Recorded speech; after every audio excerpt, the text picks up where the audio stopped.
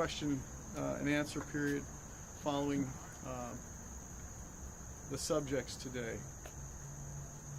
My name is Bobby DiCello, D-I-C-E-L-L-O.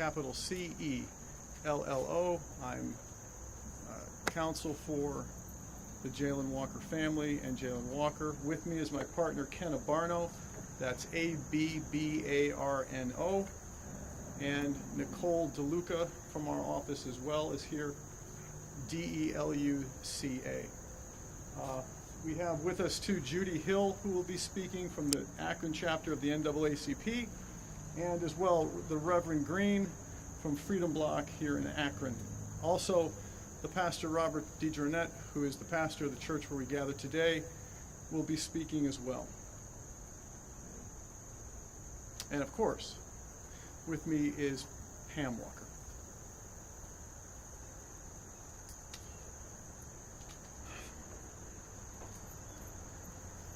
This day is troubling. We have been asked by the city to be good girls and boys, to follow the rules, to keep calm, to remain peaceful, to not yell too much, commit no crime. Be patient. Let the process play out. Since I've spoken to you for the very first time at the very first press conference that we held some weeks ago, we have seen the city again and again and again insult and humiliate this family. Insult and humiliate the citizens and the residents of the city of Akron and of Northeast Ohio. Their insults come quietly sometimes without an apology. Where is the apology? Their insults come publicly sometimes, where they strike protesters violently, causing them to bleed. I've been down to the city. I've not seen burning buildings and broken windows, but I have seen bloodied noses and bruised eyes, lips that are swollen, faces that are bruised, lawyers gathering to represent yet more people.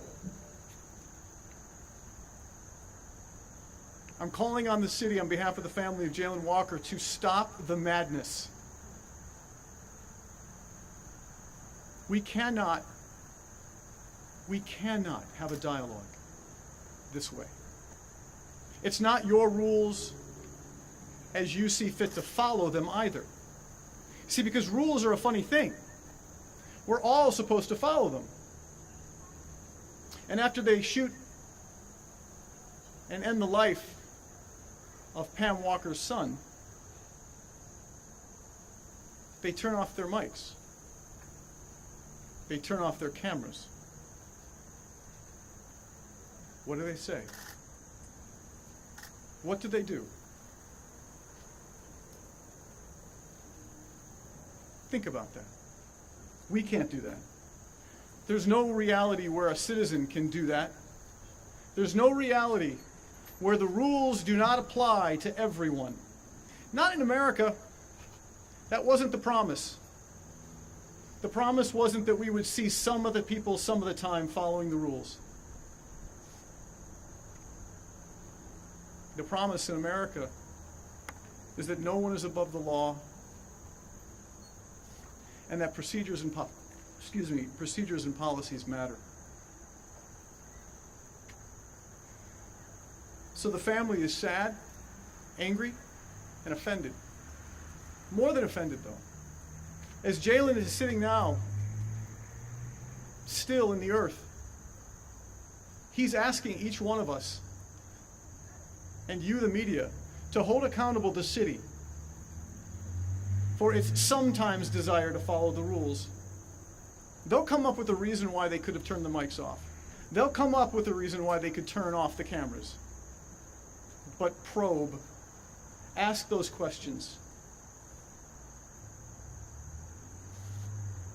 And in the face of this insult, we're still here.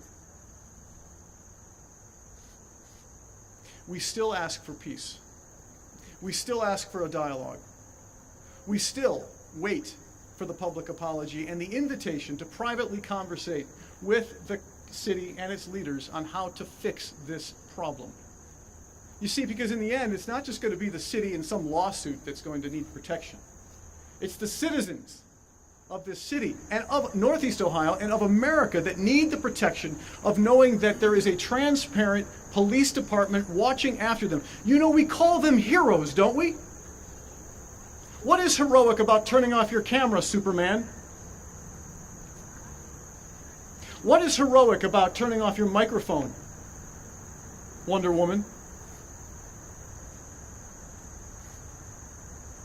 You want to be a hero? Those of you who are police officers today, you want to be a hero?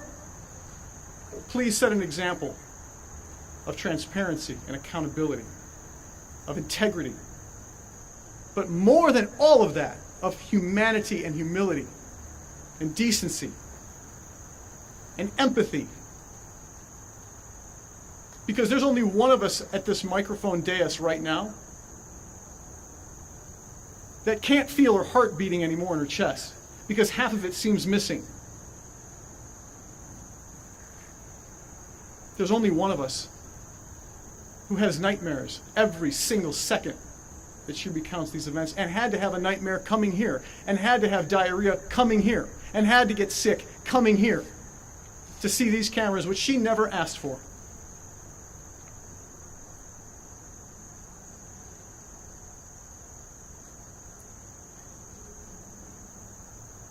And so we ask the city to take action to reach out to this family, to my office. You have my number. You know where to reach me. Call me.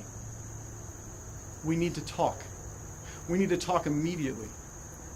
We need to gather with leaders, some of whom are assembled here and will be addressing some of the moves they've made on behalf of the city's residents.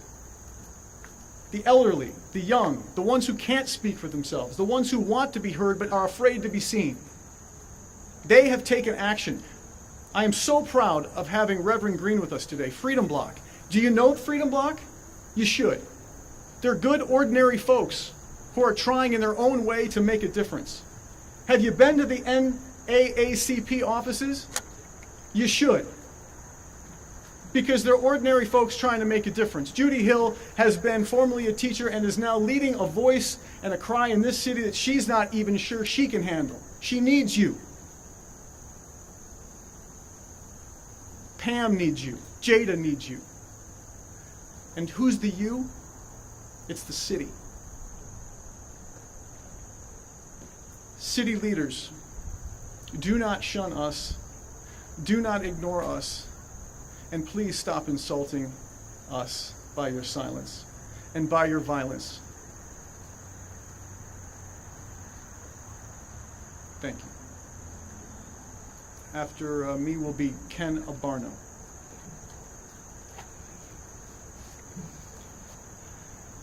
Thank you, Bobby. You can hear anger, confusion, and bewilderment. We heard from the city back in early July, and they put on a show of what they believed they knew at the time regarding what happened that night. But what's very confusing, and what results in anger, is why didn't we hear the additional pieces to the story that are now beginning to make their way out? Why didn't we hear that microphones were turned off? Why didn't we hear that video was turned off? This was all known. This was all known. People who put on that press conference. This was not known to any of us until last week, when a decision was made to finally release some of that additional information. And how unfair is that? How unfair is that to you? How unfair is that to the Walker family to not tell that portion of the story? And there's much more there. And when we will get that, we don't know. Because right now, everything's happening on the city's terms. When they want to provide information, they're providing information. That pace, that cadence has to stop.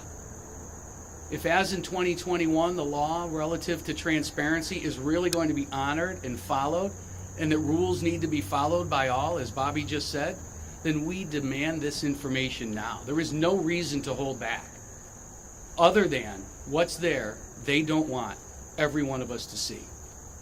The answers to so many of our questions are there. We've seen the story evolve and evolve and evolve. We have not been evolving that story.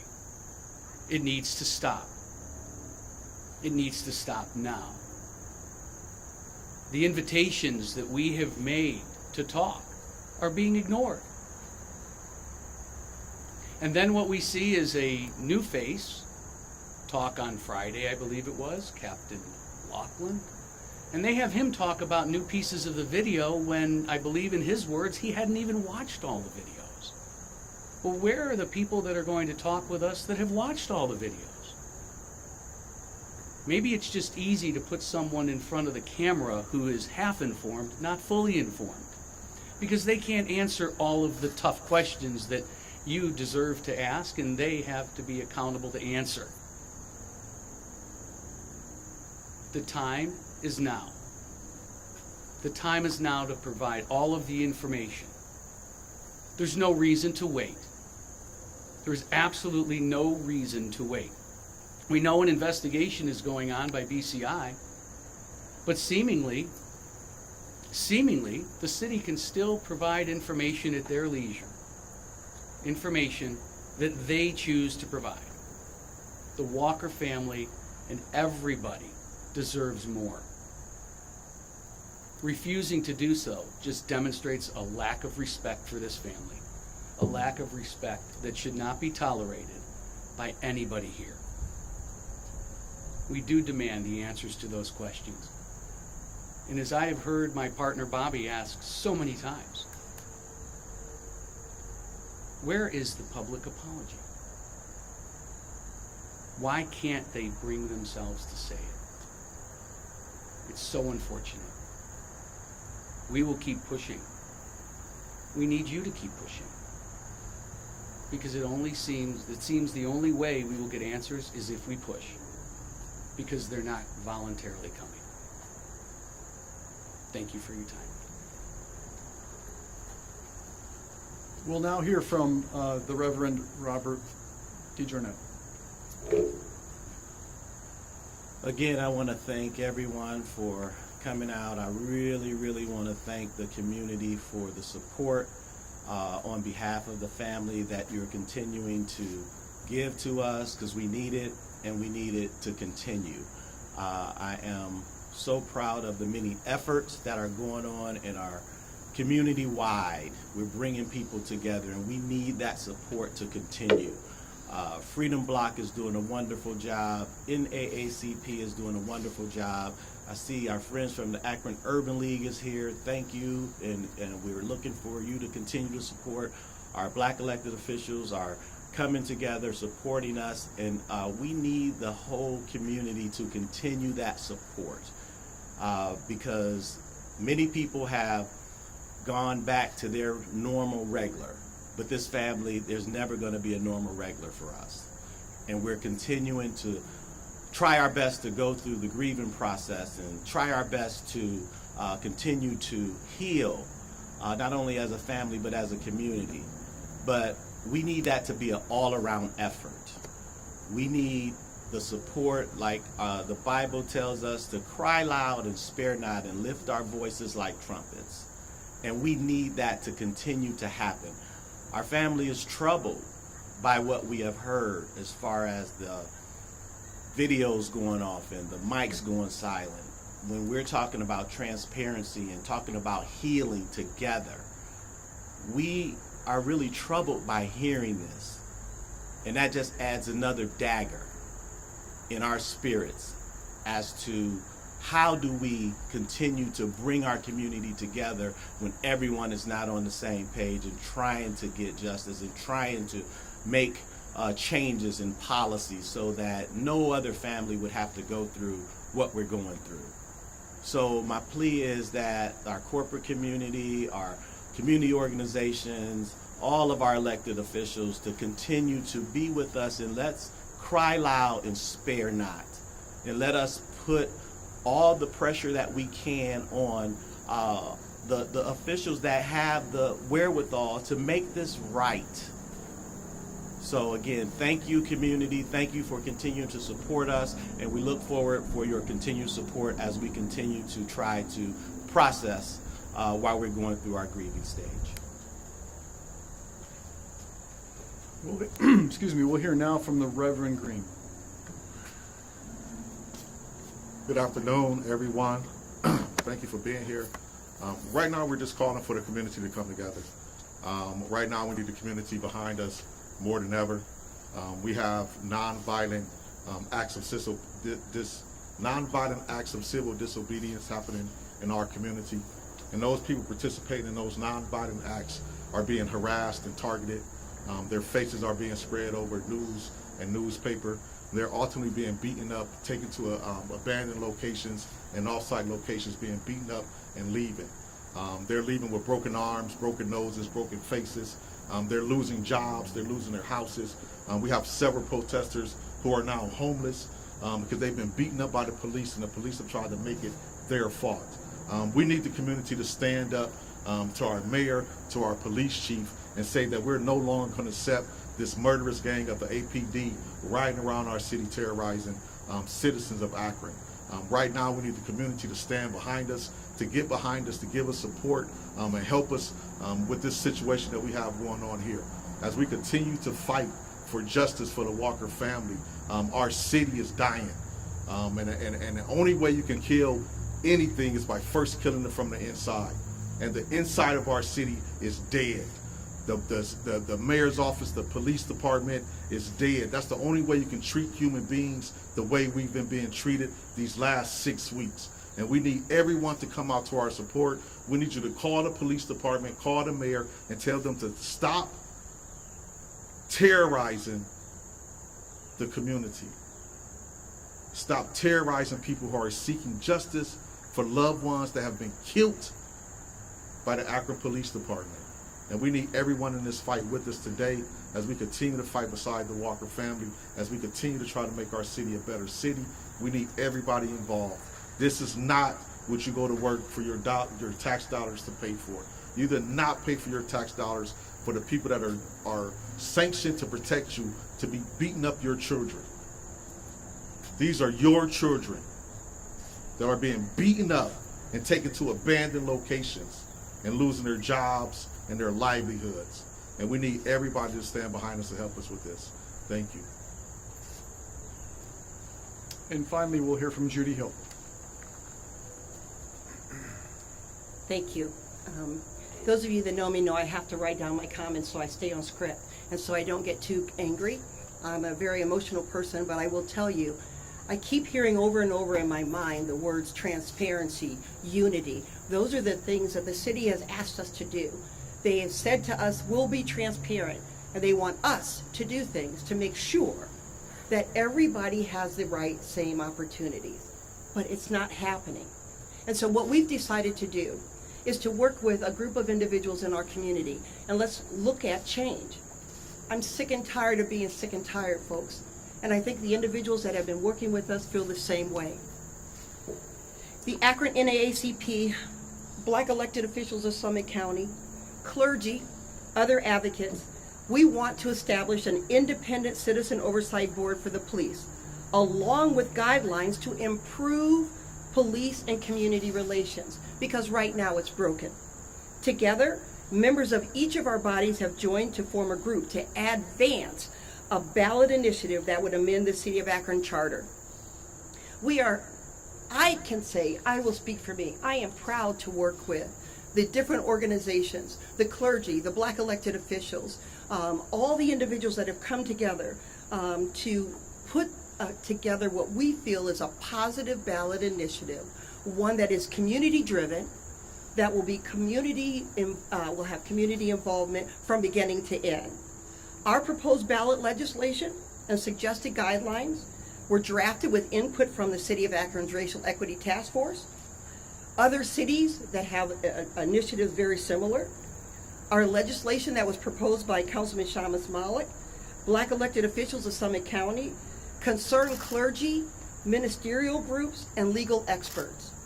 This is not a fly-by-night. This was not something we just did in 2 minutes. We've been asking for this in the city of Akron for years, and we're sick and tired of asking. And so what we did was we put feet to the ground. And thanks to Freedom Block, we collected over 7,000 signatures. 7,000 signatures that were filed today. Thank you. Thank you. Those signatures are going to help us change. It won't bring back Jayland Walker. It won't bring back the other individuals that have lost their lives or have lost their families because of police injustice, but we believe this is a step in the right direction. So our team that filed those today, we went down to City Clerk's office. We believe this will help change and improve police-community relations. It has a portion in there to increase police training and ensure that no matter who is the mayor or who is the police chief or who is in city council, that the Citizen Review Board will be a part of the charter and a part of the Akron area as we move forward. And so continued support for not just the work that we're doing here, but for the future of our city. Because if we're going to heal, we're going to need all of us. Thank you. Thank you. Thank you, Judy. Any questions? Yes. Initially, when you met with police in July, were you told whether or not there was any additional data beyond what they showed us at the news conference? And then also, your thoughts on police saying that officers are allowed to move and no longer contact witnesses? All right, first question, did we get indication that there was more video? Yes, but we did not have any numbers given to us. The chief at the very first meeting indicated he had seen some of the video at that time, and therefore we knew there was some video. After the 13 videos were released, we were not told of additional parts, and my partner, Ken Barno, has been interfacing with the city's law department on those issues, and those conversations about getting all the videos are ongoing. As to the second question, could you repeat it, because I forgot it? Police told me that officers are allowed to meet in some circumstances, including when there is no longer any contact with citizens. Yeah, so at this point, because some of that's going to involve depositions and questioning in the court, we're not going to address our specific, one might say, disagreement with that point of view. You can certainly note, though, that we don't agree that in this case, the silencing of the mics and the video was warranted under any circumstance. Yes? When's the last time you spoke to the city and talked about being ignored and asked to continue these talks? Can you elaborate on how you engage the city to? Yeah, I don't want to elaborate on how we or when we have engaged in the city. I can tell you that we've not heard from the upper levels of city management or leadership. We've been interfacing with the law director's office in that regard, and my partner Ken Barno has been talking at times with assistant lawyers at that office, and again, we're waiting on information that they have promised us. Yes? For the video you referenced about the muting and turning off of the cameras, can you just confirm that you have indeed watched that, or is it simply at this point you've heard of its existence but have not yet been privy to watching it? We saw it. I mean, the video was published Friday. Yeah, so we're aware of the video. We've seen it. We've talked about it. We first learned about it like everyone else when it went public. Yes? What was the reasoning behind keeping that video from you guys, from everybody? Well, you're going to have, that's a great question. The question is, what was the reasoning for keeping it from us or from everybody? You're going to ask the city that. I'm not in their heads. I have some thoughts. It doesn't look so good. Did I'll they say give that. you any sort of explanation as to why, or they were just like, oh, kept it, here it is? Actually, we didn't even get that. We didn't get any explanation as to which videos they've released or why they've only released the ones they've released and why they are now just releasing this one Friday. We are not getting any kind of communication from them on that. Yes. Anybody else? Yes. Going beyond a city opinion, looking up the policy, it says, and I'm just going to read this so that I'm not interpreting it wrong here. It said officers are permitted to turn off the record mode and enter back into the buffering mode. That's where the video is recording but the audio is not, during which a blue light is flashing. During the following situations: when the citizen contact is concluded, when the call has concluded, when ordered to do so by a supervisor or authorized detective, the supervisor or authorized detective shall document in an action taken or other document the reasons why the officers were required to deactivate their BWCs. So going by the written policy, and I'm sure the city's perspective here is they were following their policy. So David, again, we take issue with the need to discontinue any camera or audio under these circumstances at this point. We're not going to get into our specific thoughts about it, though, because, again, that's probably getting into the territory of how we're approaching the case and some of our investigation. By the way, with respect to our investigation, suffice it to say, we were not as surprised as some that had happened. But we're not going to really go beyond that at this point. Yes? The city said last week the 8 officers are still on paid administrative leave. Has the city or the law department, whoever you're talking to, has anybody communicated to you the status of the internal investigation? And are they going to give you any heads up if they make a decision on what to do? The officers returning up full active duty, partial active duty.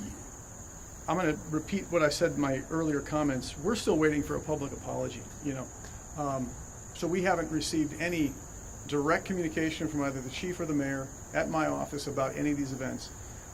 And for that matter, we have not received through council any direct apologies or public apologies. And for that matter, we wouldn't be expecting any updates as to the status of any officer at this point. We know that BCI is still involved, and we expect that their investigation will continue. We're glad to see that there's been no other ad-libbing by any other officers about that, or any other former police officers about that. We're glad to see that that process has been going on in relative silence over the last few weeks. In terms of public apology, on July 3rd, the chief did speak to the cameras during the press conference. He apologized. There was an apology. Was there anything that was lacking in that apology? Yeah, what was lacking in that apology is that it was a presentation apology, what I call a presentation apology. A presentation that, as my partner Ken noted today, did not feature this video. A presentation which portrays Jayland Walker as a monster, someone who deserved what he got. A presentation that went in reverse chronological order to establish the legitimacy of the violence that they acted upon, that they took when they took Jayland's life. So, while I recognize that he spoke to a camera and said those things, there's a manifest difference between that and what they understand to be a public apology from the city. Yes? The city believes that they met the parameters of the ordinance in releasing the video that they did release. Do you believe that they did not meet the parameters of the ordinance video released by holding this particular video back? As far as whether they met the parameters of the ordinance, let me say this. At the time, one could give reasonable thought to the notion that at the time this was happening, there was a lot to take on, right? But in what's it been now, 8, 10 weeks, 12 weeks? We haven't received the kind of dialogue that I think we were promised, the kind of transparency. As far as the videos are concerned, I don't know what they're doing. Look, it takes not long to download videos, put them on a drive, and publish them. And I recognize that they fear their legal interests are at stake. I'm not naive. But at some point, and I think the speakers around me today all echoed the same thing. You heard each one of them say, we're here to collaborate and we're here to communicate and celebrate a community. We'd like that dialogue. And so more video earlier would have been helpful. By the way, it would have prevented this moment. Do you guys understand that every time I come up here and our team gathers, Pam goes through a living nightmare? She relives this.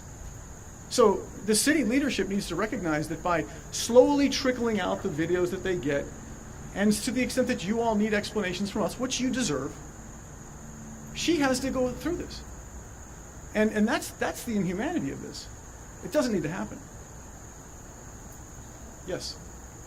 Bobby, do you have any sense? I know that BCI isn't going to say, hey, we have drop dead date for when we're going to release our findings. Do you have any sense how close that may be, though? No, it would be, I think, inappropriate for me to even guess what their timeline looks like. There's a lot of evidence. I remember the 137 shots case where there were a lot of shell casings to deal with, and there was a lot of, who did the shooting and under what circumstances and that sort of thing. So we expect this to take some time. Yeah. Anybody else? Anybody else? All right, closing remarks. Just want to again thank the NAACP and Freedom Bloc for their great work in getting those petitions. We stand with the family, and we're honored that Jayland's name appears in the beginning lines of the legislation that will hopefully someday be law here that would institute a civil review board. Thank you.